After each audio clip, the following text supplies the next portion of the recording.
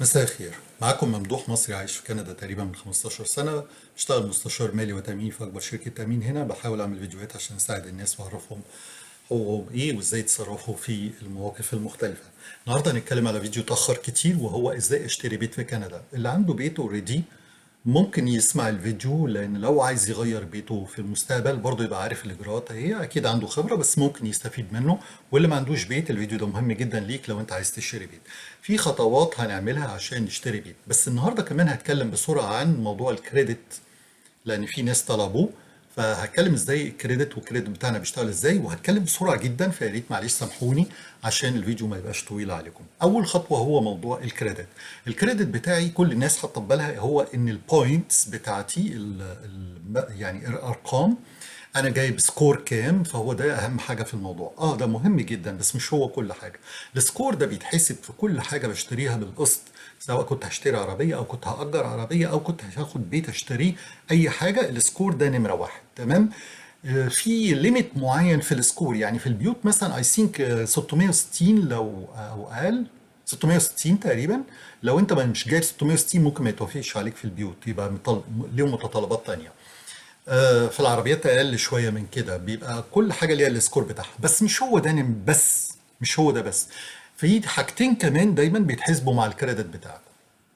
نمره اتنين، طريقه السداد بتاعتك. هل انت عندك حاجات وقعت في السداد بتاعك؟ يعني بتسدد مثلا الموبايل والانترنت ومش عارف ايه وكريدت كاردز بتاعتك، واخد قسط في كذا فبتسددهم. هل انت بتسدد بانتظام ولا عندك شهر بيقع وشهر ماشي؟ لو جيت في مرة ما دفعتش 3 شهور ورحت مكتب تحصيل، دي كارثة. دي كارثة. لأن ممكن بسبب دي حتى لو سكورك عالي يرفضوك، لأنك أنت ما بتسددش كويس. فتاني حاجة طريقة السداد. تالت حاجة كمية المديونية اللي عليا. دي بتأثر كتير جدا لما يجي بنك يدرس إذا كان يديك مورجج أو عايز تشتري عربية، بيشوفوا كمية المديونية اللي عليك كام. فتخيل انت مثلا عندك كريدت كارد ب 10,000، وفي ناس بتفرح قوي بان هو كل شويه يفتح كريدت كارد. فتلاقي ايه كريدت كارد ب 10,000، وكريدت تاني ب 20، وكريدت تالت ب5، وكريدت رابع مش عارف بكام، وعندي قسط عربيه، وعندي قسط دراسه، وعندي قسط مش عارف ايه، وعندي ايه. كل ده يجمع يقول لك لا لا لا لا لا، ده كتير جدا، ما نديلوش، ما اقدرش اديله مورجج كمان، ده هيبقى اعلى من التارجت، مش هيقدر. فبيرفضوك. فما تفرحش انك تفتح كريدت كارد كتير، لان ده في الاخر بيدبسك. هتقول لي حتى لو انا بسدده كله، حتى لو بتسدده كله، لان في النهايه المبلغ بتاعه مديونيه. في مره تانية هبقى اعمل لكم فيديو متكامل على موضوع الكريدت ده، وازاي الكريدت بتاعه وحش يصلحه. بس النهارده هنتكلم على البيوت. فدي اول خطوه، موضوع الكريدت سكور بتاعك. نخش بقى، هم 10 خطوات تعملهم. اول حاجه انك انت ازاي تفكر في شراء بيت من الاول. انا ساكن في ايجار، ماشي. هفكر في ان انا اشتري بيت. هل ناس كتير يقول لي الايجار احسن. طب وانا اوجع دماغي ليه؟ طب ما البيت فيه مشاكل كتيره، البيت مصاريفه كتيره. كل ده على عيني وراسي، انت معاك حق 100%. بس الايجار، البيت مش ملكك، مش بتاعك، في كذا مشكله. ممكن يجي صاحب البيت، صاحب الشقه، يقول لك امشي كويس، ويبقى لك ان انت عايز تمشي وتقعد تدور على شقه جديده، وبعدين تروح شقه تانية، وبعدين تطلع وحشه، وبعدين تروح شقه ثالثه يقول لك امشي، فتبقى مشكله بالنسبه لك. نمرة اتنين، اللي انت الايجار اللي عمال تدفعه ده رايح عليك مستهلك، يعني رايح خالص. انما في البيت لما بدفع مورجج حتى لو اكتر شويه، في النهايه البيت ملكي، ملكي انا. فالبيت على رايي فيه دايما، ايجنت قالت لي ان البيوت دايما سعرها بيزيد، وواحده تانية قالت لي ان مفيش بيت ما بيتباعش. فلو حبيت ابيعه في اي وقت هبيعه وبسعر ازيد عن اللي اشتريت فيه، وبالتالي اللي انا دفعته فيه ما راحش. فده التفكير في شراء بيت، بس كل واحد حر، كل واحد ودماغه. تمام. نمرة اتنين، ازاي بقى اخطط ان انا اشتري البيت. نمرة واحد، عايز اشوف الفلوس اللي معايا قد ايه اللي هدفعها مقدم. ده مهم جدا. المقدم بيكون دايما في البيت من 5 ل 20%، وفي حالات لو انت ما بتشتغلش، يعني بتشتغل حر، ممكن يطلب منك 35% مقدم عشان تقدر تشتري بيت. انما في اللي بيشتغل عادة دايما هو بيبقى في الحدود دي. لو انا بشتغل لوحدي لازم يكون دخلي عالي، زي صيدلي مثلا، فدخله 100,000 دولار، 80,000 دولار، 90,000 دولار، فيقدر يشتري بيت لوحده. لو انا دخلي صغير، 40,000، 35، 45، يبقى محتاج مراتي معايا كمان عشان تشتري بيت. او بالدخل ده مش هقدر اخد مورجج كبير وهشتري حاجة صغيرة على قدي. وبالتالي انا محتاج لازم يكون الاثنين بيشتغلوا، والاثنين عندهم دخل يكمل مثلا 70,000، 80,000، 90,000. كل ما بيكبر بيزيد المورجج بتاعي معاه. تالت حاجة، هروح بقى انا خلاص حددت اللي انا معايا وحددت الدخل بتاعنا، فاشوف سعر البيت كام، وده بيتحدد اكتر كمان لما يديني المورجج. بس بشوف يعني ان رينج كام اللي انا عايزه. نمرة 4 بحدد المنطقة، أنا عايز أسكن فين؟ هل أروح بعيد؟ هل أروح قريب؟ هل أروح جنب شغلي؟ جنب مدارس الولاد؟ لازم أحدد المنطقة، وبعدين مع كل منطقة ممكن يبقى الأسعار فيها أغلى، فهل مثلا أتنازل وأروح منطقة أبعد سنة؟ كل ده بنقعد نحدده. نمرة 4 بفكر بقى في البيت اللي أنا هشتريه، هل هشتري شقة اللي هي كوندو، يعني شقة دور دورين وات، ولا هشتري بيت، والبيت ده ممكن يبقى دور واحد وبيزمنت، أو مثلا دورين وبيزمنت. لازم أفكر في كل الحاجات دي مع بعض. بعد ما ناخد القرار في كل ده وده التخطيط، لازم اروح البنك. نصيحة ليكم لما تروحوا البنوك عشان تقدموا على المورجج، مفيش بنك منهم يشوف الكريدت سكور بتاعك نهائيا. تروح البنك تقول له بص ادي الاوراق اهي بتاعتي، لو سمحت قول لي من الاول انا هتقبل ولا لا. نمرة 2 تقريبا هاخد كام، لما ابقى عاجبني واعرف الريت بتاعك اللي هو هاخد بيه الفايدة يعني قد ايه، ساعتها اقرر اقول لك بص على الكريدت سكور.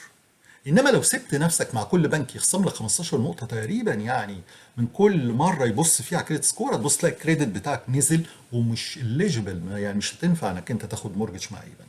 فخلي بالكم من النقطه دي مهمه جدا. رحت البنك وديته الاوراق، راح البنك قال لك انت ليك نص مليون دولار. حلو، عرفت ان انا ليا نص مليون دولار، معايا 50,000، يبقى البيت اللي انا هشتريه في حدود كام؟ 550. يبقى المرحله الرابعه ان انا هدور على بيت. طيب هدور على بيت ب 550 بالظبط ولا ممكن اكتر شويه؟ ممكن اكتر شويه، لان احنا ممكن نفاصل. يعني ممكن اوصل البيت من 600 وانزله مثلا 550. ممكن انزله 570 580. ممكن ادور على بيت 560 570 وانزله ل 550. كل ده جايز. اوكي. مرحله البحث عن البيت بقى، مين اللي هيدور لك على البيت؟ في كذا طريقه. ممكن ابسط حاجه اجيب ايجنت، او اللي هو مسؤول يعني بيع البيوت، الايجنت بروكر بتاع البيوت. وممكن اشتغل بنفسي انا شخصيا. لو هشتغل بنفسي انا يبقى انا هخش على السايتات، في سايتات كتيره جدا، زي في كيباك عندنا سانتريس دوت سي اي، وعندنا ديو بروبريو، بنخش بندور، وانا اللي بعمل كوميونيكيشن بيني وبين المالك، والايجنت هو اللي بيدور لي وهو اللي بيتعب، وممكن انا ادور معاه واقول له هات لي البيوت الفلانيه، وفي الاخر هو بيروح معايا بيفرجني على البيوت. طيب ايه الميزه بين دي وبين دي؟ الميزه ان انا اكون لوحدي، ان الايجنت يطلع اللي معاك مش كويس. بس لو الايجنت اللي معاك مش كويس، زي ما شفنا ناس كتيره جدا، يضغط عليك عشان تخلص البيت والبيت ما يبقاش كويس، ممكن يضحك عليك ويتفق مع الايجنت التاني عشان يبيعوا البيت بسرعه ويطلع البيت فيه مشاكل. شفنا حاجات زي كده كتيره جدا، يعني للاسف يعني حتى انا شخصيا عانيت من الموضوع ده. انما يعني في اول بيت اشتريته انا عانيت فعلا من الموضوع ده، ضغطت علينا بطريقه ان انا كنت عايز انزل سعر البيت وهي رفضت طبعا، لان هي بتاخد الكوميشن من البايع مش مني انا، وبالتالي مصلحتها ان سعر البيت يكون ازيد. انما في النهايه دي طريقه ان انت ممكن تشتغل بيها مع ايجنت. في ايجنت كتير محترمين جدا جدا جدا، واللي محتاج في كيباك هنا انا ممكن اديله اسماء ناس كتير. بالنسبه للطريقه التانيه ان انا اشتغل الايجنت بقى، في ميزه بصراحه حلوه جدا، ان هو بيجيب لك تاريخ البيت كله من اوله لاخره، من ساعه البيت ده ما اتبنى لغايه يومنا هذا، يقدر يجيب لك تاريخ البيت وحصل فيه ايه والمشاكل وكل حاجه، وبالتالي هيعرفك سعر البيت كان كام واتباع بكام والراجل اشترى بكام. كل الحاجات دي هتساعدك في انك تاخد قرارك انك تشتري البيت او ما تشتريش، في حاجه اتغيرت في حاجه ما اتغيرتش، كل الحاجات دي مهمه. فده الايجنت بيساعد. لو ايجنت كويس جدا بيضغط معاك عشان يقلل لك السعر، لو ايجنت كويس جدا بينصحك ان البيت ده ما تاخدوش، يقول لك البيت ده فيه مشاكل، دخلنا بيت مثلا بتاع هنود، لا يلا اطلع لان الريحه هتبقى ماسكه في الحيطان، دخلنا بيت بتاع مش عارف مين، لا اطلع ده فيه مشكله في البيزمنت. ده الايجنت كويس اللي بيساعد، وبالتالي ممكن يكون الايجنت بالنسبه لك مفيد جدا، وكده كده انت ما بتدفعلوش حاجه، هو بياخد من البيع. فدي مرحلة البحث عن البيوت سواء لوحدك أو مع ايجنت. المرحلة بعدها بعد كده بنقدم عرض اوفر، ولو معاك ايجنت طبعا بيسهل بكتير، هو بيعمل لك الإجراءات وبيقدم لك الأوفر. الأوفر ده يا يتوافق عليه يا إما نبتدي نخش فيه مناقشات، يعني يقول لك لا انا مش موافق على السعر ده، فتقول له طب خد السعر ده، لا انا مش موافق، لغايه ما توصلوا لسعر انتوا الاثنين مع بعض، ساعتها بيمضوا الاوفر ان هم موافقين، ويدي لك مهله انك انت تبتدي تجيب الاوراق بتاعتك وتجهز وتحدد ميعاد تروح فيه للنوتاري او للنوتار بالفرنساوي. دي المرحله السادسه. المرحله السابعه بقى انك انت تلم الاوراق الاول قبل ما تروح للنوتري، دي مهمه جدا. سيلر ديكلاريشن، حاجه اسمها سيلر ديكلاريشن او ديكلاراسيون دي فوندور، دي مهمه جدا انك تعرف البيت ده حصل فيه ايه والمشاكل حصلت فيه، لان ده ياثر يعني. ده حتى قبل ما تاخد تقدم الاوفر لازم يكون معاك سيلر ديكلاريشن، لان الراجل بيكتب فيه كل حاجه حصلت في البيت. فانت ممكن تقول له لا، قصاد اللي حصل ده انا هنزل السعر، قصاد اللي حصل ده لا مش هشتري البيت، فتاخد قرارك. فده حاجه مهمه جدا اسمها السيلر ديكلاريشن. في ورقه تانية اسمها الليستنج، دي الايجنت بتاعك بيعملها لك، بيحط لك فيها شكل البيت والمساحات بتاعته وكل البيانات بتاعته وكل حاجه موجوده فيه، دي هو اللي بيعملها. بس دي مش مهمه، المهم السيلر ديكلاريشن. وفي ورقه تانية بالفرنساوي اسمها سيرتيفيكات دو لوكاليزاسيون، لوكاليزيشن سيرتيفيكات، اللي هي فيها رسمه البيت.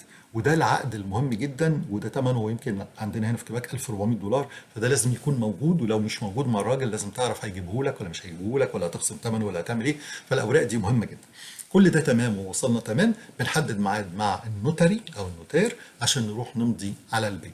في امضتين، في اول امضه بتكون للبنك، البنك بتاعك اللي اداك المورجج، لازم انت تمضي عند النوتير ان هو اداك المورجج بالفايده كذا، بالاقساط على 25 سنه، على 30 سنه، على كلام من ده. طبعا خلي بالكم، ما تحاولوش تاخدوا مورجج على سنين كتيره، لان كل ما تفرح ان انت لو خدت 30 سنه، ده معناه ان الفايده بتاعتك هتبقى اعلى بكتير من ان انت تاخده على 25 سنه. طبعا هو مصلحه البنك ان هو يديلك على 30، حتى لو هتقول لي طب ما انا هغير البنك بعد 5 سنين، ما هو البنك بياخد الفوائد من الاول. فخلي بالك من الموضوع ده، ما تحاولش تطول المورجج في الايام اللي احنا فيها دي. كمان مع نزول الفايده خلي بالكم، ده مهم جدا، دي نصيحه ليكم، استنوا سنه صغيره كمان.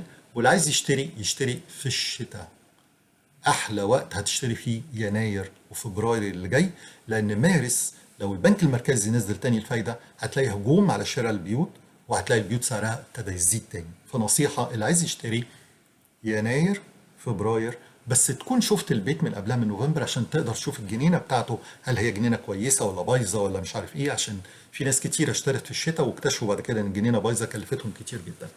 خلي بالكم من الموضوع ده. بعد ما مضينا العقد بقى عند النوتري، النوتري بيجهز العقود، بيمضيك انت ومراتك، وبيمضي البايع، دي تاني امضى. يبقى اول امضى البنك، تاني امضى بتمضوا على شراء البيت وبقيت مالكين للبيت. ممكن تاخد البيت في ساعتها، ممكن يقول لك لا انا هديك البيت بعد شهر، ممكن يقول لك انا هديك البيت بعد سنه، بالاتفاق اللي انتوا اتفقتوه مع بعض. خدت البيت واستلمته كويس. عندنا بقى كذا مرحله ممكن تتعمل. في ناس تقول لك لا انا بخش على بيت، يبقى اول حاجه اعمله ادهنه، فده مرحله الرينوفيشن. اعمل اللي انت عايزه، وضبه. بس في الناحية التانية الوقت التاني لازم تكون بقى المرحلة التاسعة، انك تجهز ازاي العفش بتاعك تنقله والحاجة بتاعتك تنقلها. طبعا محدش يقول لي ان انا هنقل في شنط، محدش يقول لي ان انا هجيب كيس زبالة واحط فيها، عشان ما تجننونيش، ها الكلام ده غلط. عايز تنقل لو سمحت اشتري كراتين، نمرة واحد. كراتين ممكن تروح هوم ديبو، تروح عنده كراتين، الكرتونه بدولار وربع ولا دولار ونص، اشتري لك 30 واحده. ممكن لو مش عايز تشتري، لما بتعدي في الشوارع الايام اللي هي بتاعه الريسيكلاج، ريسايكل يعني، بتلاقي ناس كتيره شركات، يعني عدى الشركات هتلاقيهم حاطين كراتين بالهبل.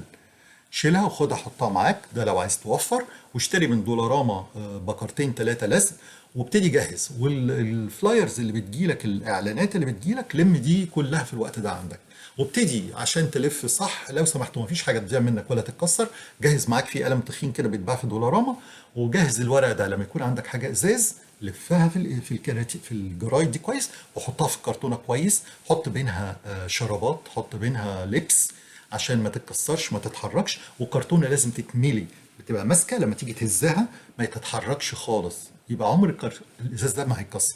بعد كده هتقفلها بالسوليتيب، وهترسم عليها رسمه اللي هو قابل للكسر، يعني الكاس ده اللي بيترسم.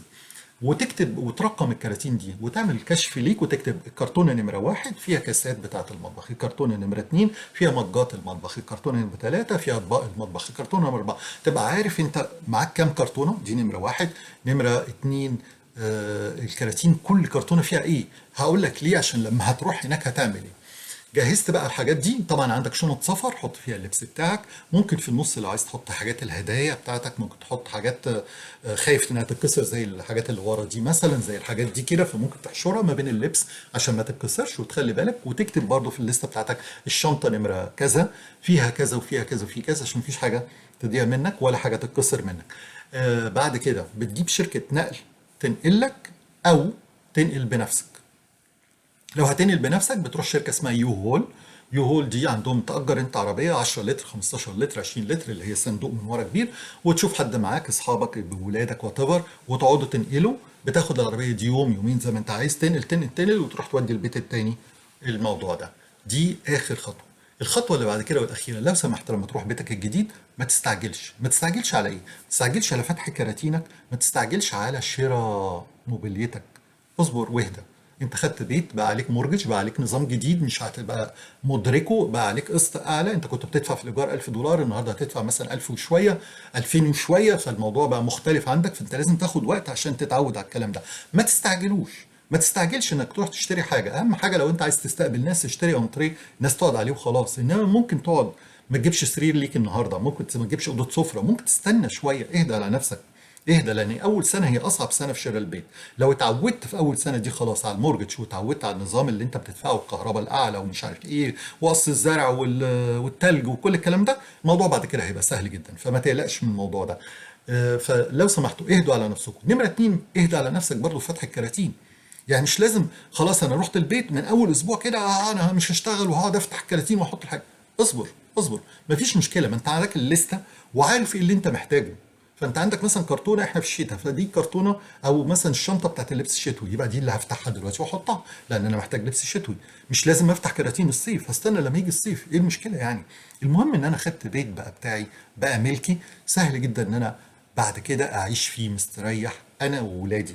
طبعا البيوت ممكن تلاقي بيت لوحده خالص، ممكن تلاقي بيت لازقين في بعض، ممكن تلاقي بيت بيسموه ميزان فيل، يعني بيت بتاع السيتي، 4 5 6 7 8، كل واحد حسب ثمنه.